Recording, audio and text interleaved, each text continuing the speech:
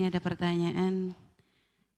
Ada satu riwayat dari Imam Al-Baihaqi bahwa Nabi bersabda, Allah memerintahkan kepada malaikat Jibril itu untuk menyampaikan hajat hamba-hamba Allah. Lalu ketika ada seorang mukmin yang berdoa kepada Allah, Allah berfirman kepada Jibril, gitu, wahai Jibril, tahan hajat hambaku, fa inni uhibbuh wa uhibbu sautahu. Jadi aku suka kepadanya, aku suka suara rintihannya itu ya.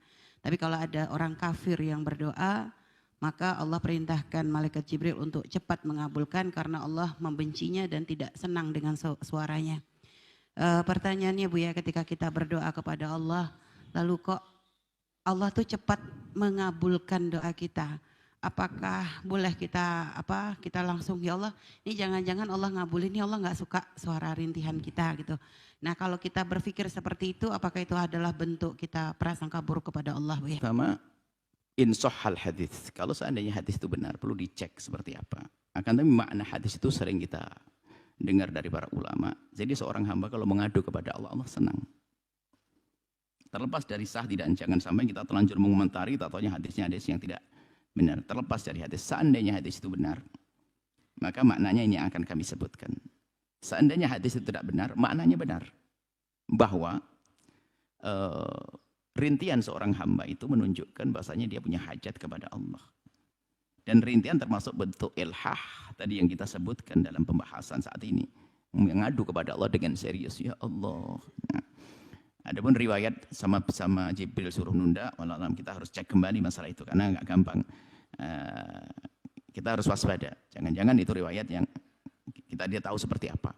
Ditahan biar dia nangis, biar merintih dulu, kemudian aku kasih.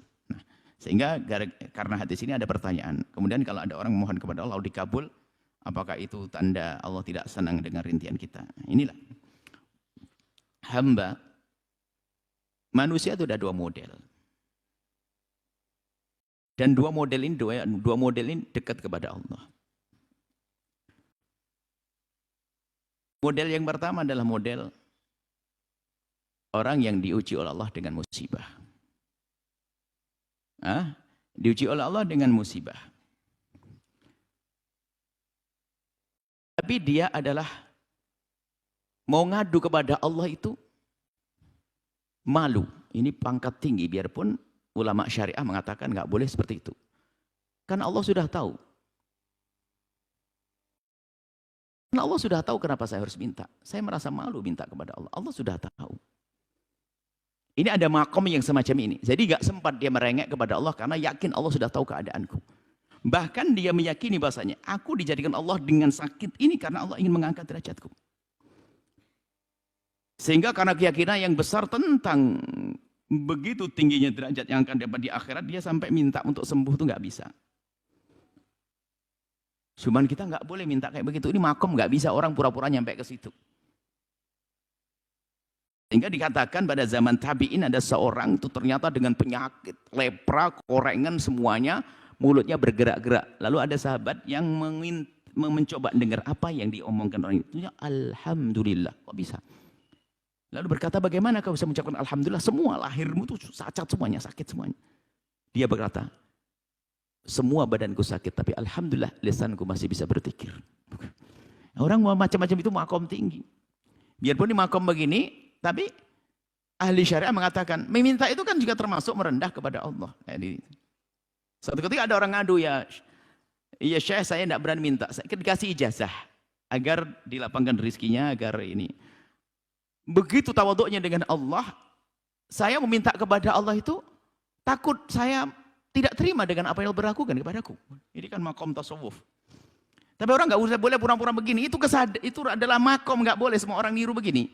Adapun kita ilmu syariat zahirnya adalah kalau kita punya hajat minta udhuni astajib lakum.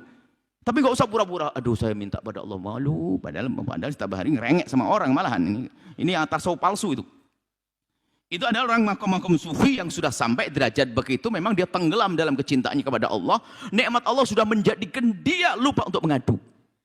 Sehingga semua dianggap nikmat. Dia tidak bisa mengadu lagi pada Allah. Nikmat, nikmat, nikmat. Ini makom tinggi. Tapi kita nggak boleh pura-pura kayak itu. Adapun makom kita adalah makom yang jelas, zahir, bahwasanya ud'uni astajib lakum. Mintalah kepada Allah. Seperti itu. Jadi kalau kita punya hajat, minta. Dan di saat kita ini makom orang yang kedua. Kedua, makom orang yang meminta.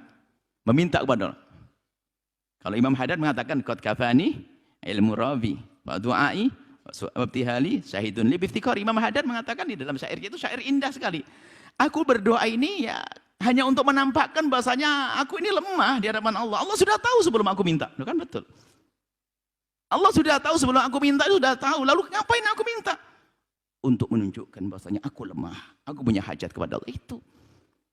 Nah, di saat kita mengadu kepada Allah, ud'uni astajib lakum. Mintalah kepada aku akan kabul. Maka meminta, kita makan. Dan ini orang meminta pun ada martabat lagi. Martabat yang pertama itu kalau bicara ini adalah dunia tasawuf itu adalah untuk naik pangkat, untuk bicara naik pangkat, bukan berkhayal saya sudah sampai begitu, enggak. Di dalam orang memohon, berdoa itu ada dua model loh ya. Kalau Al-Quran mengatakan ud'uni astajib lakum, mintalah kepadaku akan aku kabul. Maka orang yang kenal Allah dengan sesungguhnya, dia meyakini doa itu mukul ibadah, dan doa itu adalah tujuan, bukan sarana untuk sampai kepada hajat kita. Maka mereka mengatakan bahwasanya aku berdoa ini karena aku memenuhi permintaan Allah. Allah menyuruhku, ud'uni, berdoalah, maka aku memohon kepada Allah. Ini makom. Kalau kita minta kepada Allah karena kita minta untuk hajat kita. Kan beda kita. Saya kita kurang duit, yang jomblo pengen nikah. Itu kan berdoa. Kalau orang yang sudah kenal Allah, aku memohon kepada Allah karena aku memenuhi permintaan Allah. Kalau kita orang awam begini, minta kepada Allah karena kita ingin dipenuhi oleh. Semuanya sah, hanya makomnya beda-beda. Ini bicara tentang doa. Makanya sudah tidak usah pusing. Pokoknya kita gosnya berdoa, apakah dikabul tidak dikabul. Kemudian juga kalau bicara mengkabulan tadi, saya meminta kepada Allah, tapi kok langsung dikabul. Wah. Yang penting jangan sombong. Jangan merasa, wah ini sudah karomah, setelah minta dikasih oleh Allah. Nah, ini sudah para kekasih Allah, di saat meminta langsung dikasih, dia mikir, ini betul nikmah atau istidraj. Dan di saat belum dikabul nggak pernah gelisah. Karena apa? Aku yakin jika Allah tidak memberiku saat ini, ada pemberian yang luar biasa dahsyat nanti di akhirat. Lega terus orang berdoa, orang beriman. Nggak ada istilah gelisah. Nggak dikasih hari ini, malah dia berharap semoga ditabung nanti di akhirat aku akan diberi oleh Allah. Seperti itu. Ada lagi doa dikabul bukan dengan bentuk yang ia minta, tapi bentuk yang lain yang lebih kita pentingkan. Macam-macam pengabulan doa. Jadi seperti itu. Sudah, kita kembali. Tugas kita adalah berdoa dengan merintih sah. Tidak dengan merintih, dengan khusnudon. Wa antum muqinuna bil ijabati. Kan Nabi menyebutkan kalau kamu memohon kepada Allah, hendaknya kamu yakin akan dikabul oleh Allah Subhanahu wa taala. Ini adalah masalah doa. Jelas ya? Jadi Anda sudah berpikirlah bahwasanya Anda berdoa itu adalah ibadah, mukul ibadah. Sah Anda berharap agar dikabul oleh Allah. Anda yakini pengkabulan ada di dunia, ada di akhirat, ada dalam bentuk yang kita ingin, ada yang lainnya. Kemudian di saat Anda diberi oleh Allah, Anda harus waspada. Apakah ini betul karunia atau istighfar? Terus Anda koreksi begitu terus. Berarti Anda kenal Allah selamanya. Dan itulah orang yang arif billah, yang kenal Allah, wali, kekasih Allah Subhanahu wa taala. Setelah Anda menyaksikan video ini, jangan lupa berselawat kepada baginda Nabi Muhammad sallallahu alaihi wa alihi wa sahbihi wasallam.